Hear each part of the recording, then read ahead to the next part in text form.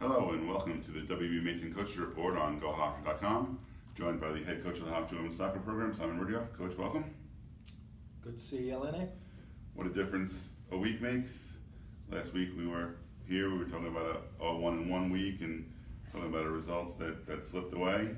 And this week, 2-0 last week, two exciting wins, maybe more exciting than you would like, but wins at Drexel and at Elon put you at 11-5-1 overall, 5-2-1 in the conference heading into the final weekend. So just take us back through a 3-2 overtime win at Drexel and then a 4-3 win in regulation coming back to beat Elon. Yeah, again, we spoke about it last week.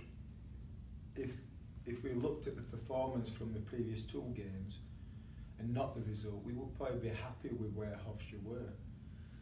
But we're at the results-oriented end of season, and results matter more so than performance. So we were disappointed we let a couple of games get by us.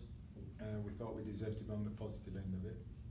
But it wasn't meant to be. But fast forward, like you mentioned, to Drexel and Elon, and the Drexel game, it took us 4 hours to get down to Drexel, which is unheard of.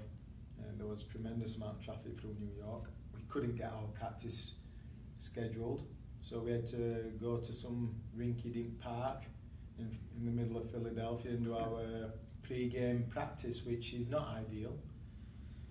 But fortunately, we came away on the positive end of a result against an exceptional Drexel team. And just to understand the difficulty of that game is, I don't think we've beaten Drexel at Riddiough Field since 2009.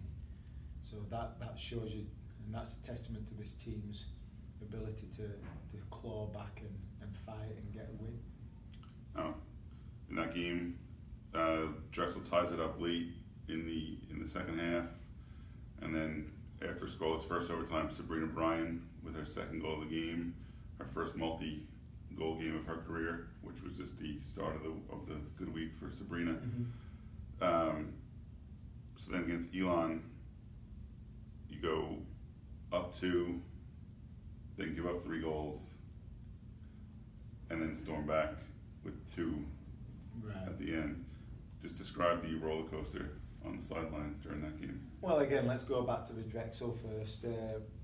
We gave up 2 soft goals, defensive errors, and the adversity that this team's faced and the ability to claw back that game says a lot to them.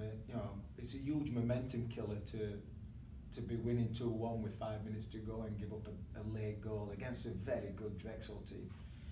To find a way to make that happen and come out with a win is fantastic. It shows a lot about the character. I thought Jen Blanco was tremendous with a hat-trick of assists. And Beanie got her first multi-goal game, as you mentioned, and a game winner. So super excited with the way we got that result. Going back to Elon, we came out shooting, and again, the travel, we missed a flight to get down to Elon. And instead of being in Carolina at 11 o'clock and going through an easy day of practice and relaxing at the hotel, we got there separately on different flights and got there at 5 o'clock. Again, practicing on a turf field where they play on grass. I think it was challenging, and I think we were all exhausted by Saturday night going into that Sunday game. So to come away with a 4-3 victory away on a grass field under those circumstances again shows the character of this team, and super proud of the way they bounced back, super proud of the way they handled the adverse environment. Right. So as I mentioned, Sabrina Bryan with 2 goals against Drexel, and then she follows it up with another multi-goal game with 2 goals against Elon. She ties the game at 3 with her second goal, and then Lucy Porter comes in and scores her second of the game for the winner. Now, Sabrina also had an assist in that game, 4 goals and an assist on the week, earned her CAA Player of the Week. She's really been coming on as of late and been one of your most reliable, scorers. How has her progression from her freshman year to her now closing on her end of her sophomore year been? Again, we've always thought Sabrina could be a special player for Hofstra, and last year she adjusted herself fantastically as a freshman. She played in every game, started every game, and that's difficult to do at the college level, at the level we were demanding the team play at last year. For her to start every game says a lot about what she can bring to the table. She's an exciting player, she's dynamic, she's a tremendously hard worker. I love the way she plays, and I think she's starting to receive the accolades and the fruits of her labour.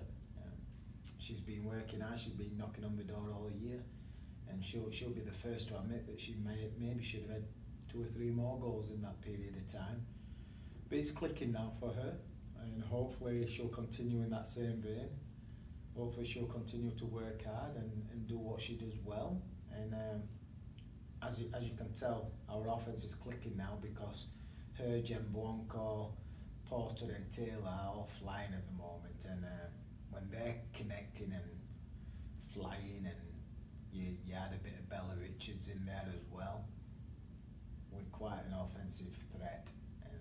It's fun to watch on the offensive side, but maybe not so much on the defensive side.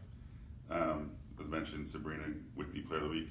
If she didn't have her big week, Lucy Porter with 3 goals in the week, she could have been the Player of the Week. So nice battle to have to pick between. Yeah, all 3. Jembuonko got 4 assists. And I think she's 4th in the nation in assists, which is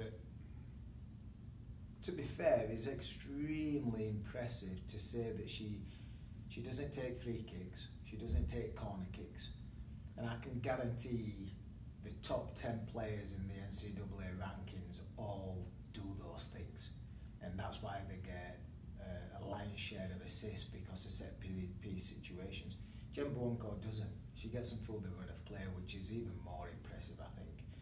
She's been an integral part of our offence this year and last, and she's doing her job. And when, like I said before, when those 4 and you sprinkle Bella Richards in there, when those 5 are clicking, we're pretty dangerous, and we just have to shore up a couple of things. And I think going into Sunday's game, I think we're flying at the moment, and hopefully we can continue that momentum.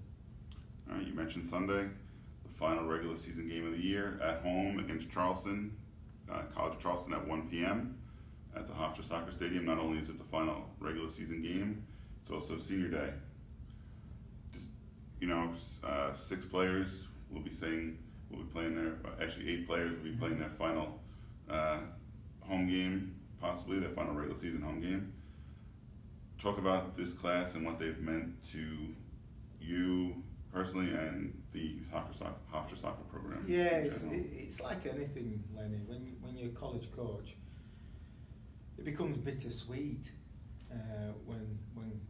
when you have little fresh-faced freshmen at 18 coming in, and they're a little bit immature, they're a little bit naive, they're a little bit raw, and then they blossom into fantastic young women, and all of them are, and they've all played different roles within our team and within the programme, but they're all equally as important as people, and I think that's what's important. The steadfast of our programme is not built on its success on the field, it's built on the culture which has been developed and developed over the last 20 years, and these 6 or 8, if you count the super seniors, are a huge part of maintaining that culture. So it's a successful culture, it's a culture of hard work, it's a culture of commitment, it's a culture of selflessness, and these 6 embody that.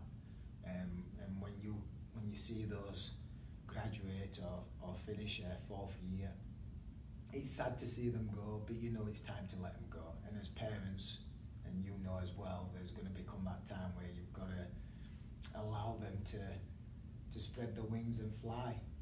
And these girls are ready to do that, and I'm super proud of what they've done, what they've achieved in the classroom, on the field, as teammates, and as programme changes, and I can't ask for much more.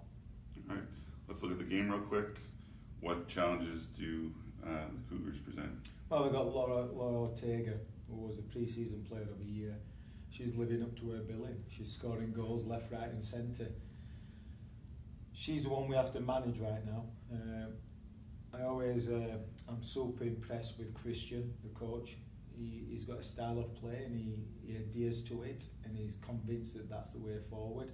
And it's a beautiful style of play. I think they play the best stuff in the conference. And they're fourth right now, but they've got one game in hand on us. So if they win their game in hand, they'll be tied for third. And that's a testament to what that programme's done. You know, you look over the 6 years or 5 years they've been in the conference, they started off probably 9th, and then they got 8th, and then 7th, and the last 2 years they've made the playoffs, and this year they're going to be a top hosting that first game, or the 4th or 3rd seed in the playoffs. That shows you, to me, that's impressive as a coaching staff.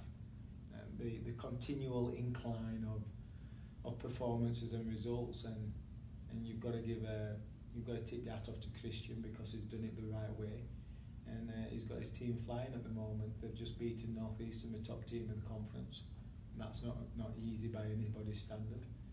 And they're going to come in on Sunday flying, and we just got to match it, and we've got to match their intensity, and we've got to manage some of their special players, and that, you know, hopefully with it being senior day and alumni day, hopefully it'll be enough to push us through. Right. That's this Sunday at 1 p.m. at Hofstra Soccer Stadium. Before the game, we'll be honoring Hofstra seniors, and you can watch the game on GoHofstra.com along with live stats.